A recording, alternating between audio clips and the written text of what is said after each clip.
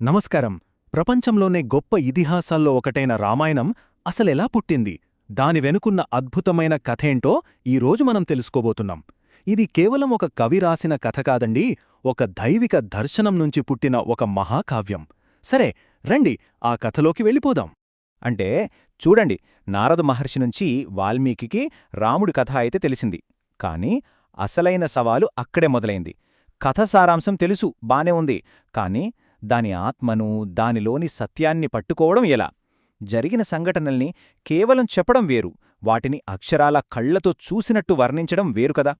వాల్మీకి దగ్గర కథ యొక్క బ్లూ ప్రింట్ అయితే ఉంది. కాని ఆయన ఒక మామూలు వ్యక్తి కాదు, ఒక మహర్షి, ఒక గొప్ప కవి.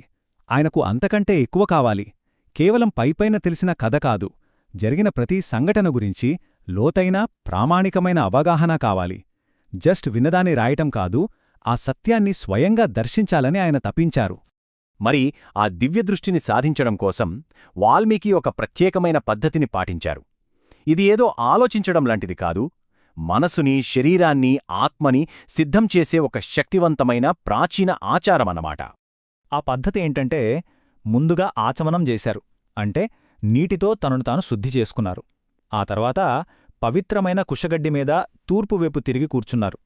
ఇక ఫైనల్గా తన తపశ్శక్తి మొత్తాన్ని ఉపయోగించి మనస్సుని పూర్తిగా ఏకాగ్రం చేశారు. రాముడి చరిత్రలోకి లోతుగా వెళ్లడం మొదలుపెట్టారు. ఆ ఏకాగ్రత, ఆ తీవ్రమైన సాధన ఊరికే పోలేదు. అది ఒక అసాధారణమైన ఫలితాన్నిచ్చింది. అదొక బ్రేక్ త్రూ మూమెంట్. వాల్మీకి తన ప్రయత్నంలో సక్సెస్ అయ్యారు. ఆయనకు ఒక అద్భుతమైన దర్శనం కలిగింది. ఇప్పుడు చూడండి, ఇక్కడసలు మ్యాటరుంది. ఆ దర్శనం ఎలా ఉందంటే, అరచేతిలో ఉన్న ఉసిరికాయల. ఎంత పవర్ఫుల్ పోలిక కదా ఇది. అంటే ఆ దర్శనం ఎంత క్లియర్గా, ఎంత ఖచ్చితంగా ఉందో ఈ ఒక్క మాట చాలు చెప్పడానికి. అదో అస్పష్టమైన కలగాదు, కళ్లముందు కనిపిస్తున్న నిజం. ఆమలకం అంటే ఉసిరికాయ. ఈ మాట ఎందుకంత ముఖ్యమంటే, అది మనందరికీ తెలిసిన పండు, మనం చేత్తో పట్టుకోగలిగే ఒక వస్తువు.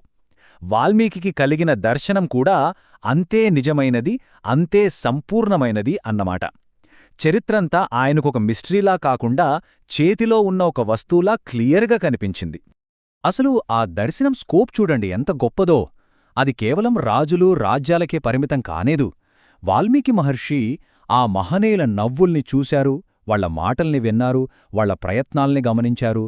ప్రతి ఒక్క చిన్న విషయాన్ని అచ్చం నిజ జీవితంలో జరిగినట్టే చూశారన్నమాట. అందుకే కదా ఈ ఇతిహాసంలో అంత మానవత్వముంటుంది. ఇంకా క్షణం నుంచి వాల్మీకి కళ్లముందు మొత్తం రామాయణం ఒక సినిమాలాగా ప్లే అవడం స్టార్ట్ అయింది. ఇది కేవలం జరిగిన సంఘటనల లిస్టు కాదు, ఇది సజీవ చరిత్ర ఆయన కళ్లముందు ఆవిష్కృతం అవడం. ఆ దర్శనంలో ఏమేం చూశారంటే, రాముడి జననం దగ్గర్నుంచి మొదలుపెట్టి ఆయన పరాక్రమం, ఆయనలోని దయాగుణం ప్రతీదీ కళ్లకు కట్టినట్లు చూశారు. ఆ తర్వాత విశ్వామిత్రుడితో కలిసి ప్రయాణించడం, ఆ గొప్ప శివధనుస్సును విరిచి జానకిని పెళ్లి చేసుకోవడం, ప్రతి సీన్ క్లియర్గా కనిపించింది. అక్కడితో ఆగలేదు. కథలో వచ్చిన ట్విస్ట్ కూడా చూశారు. పట్టాభిషేకానికి కైకేయి ఎలా అడ్డుపడిందో, దానివల్ల రాముడు అడవులకు వెళ్లాల్సి రావడం, దశరథ మహారాజు ఆ దుఃఖంతోనే చనిపోవడం, ప్రజలంతా ఏడవడం, ఇదంతా ఆయన కళ్లముందే జరుగుతున్నట్టు అనిపించింది. ఇక అరణ్య ప్రయాణంలో రాముడు, సీత, లక్ష్మణులు గంగను దాటడం, మహర్షుల్ని కలవడం, చివరికి పంచవటికి చేరి జటాయువుని కలవడం, శూర్పణఖతో గొడవ, ఇలా ప్రతి సంఘటనను లైవ్లో చూశారన్నమాట. ఇప్పుడు చూడండి, వాల్మీకి దగ్గర కేవలం కథ లేదు, ఆయన దగ్గర సత్యముంది. ఈ పరిపూర్ణమైన, దైవీకంగా వచ్చిన ఈ విజన్ ఇప్పుడు ఆ మహాకావ్యానికి రా మెటీరియల్ అయ్యింది. తాను చూసిన దాన్ని అక్షరాల్లోకి పెట్టే టైం వచ్చేసింది. అయితే వాల్మీకి ఉద్దేశం కేవలం జరిగిన ఫ్యాక్ట్స్ని రికార్డ్ చేయడం కాదు. ఆయన లక్ష్యం చాలా పెద్దది. తాను రాయబోయే కావ్యం రత్నాలతో నిండిన సముద్రంలా ఉండాలి. వినేవాళ్ల చెవులకి, మనసుకి హాయిగా ఉండాలి. అంతేకాదు, అది ధర్మానికి ఒక గైడ్లాగా, ఐశ్వర్యం, ఆనందంతో నిండిన రాముడి అద్భుతమైన కథలా ఉండాలని ఆయన అనుకున్నాడు. సో చివరిగా ఏం జరిగిందంటే, వాల్మీకి తన అన్వేషణను పూర్తిచేశారు. మొదట నారదుడి నుంచి విన్న కథకు ఇప్పుడు తన స్వంత దివ్యదృష్టితో చూసిన సత్యాన్ని జోడించారు. అలా ప్రామాణికంగా, సంపూర్ణంగా ఆ మహోన్నత ఇతిహాసాన్ని మనకు అందించారు. ఇదంతా మనకు ఒక ముఖ్యమైన ప్రశ్నను మిగులుస్తుంది.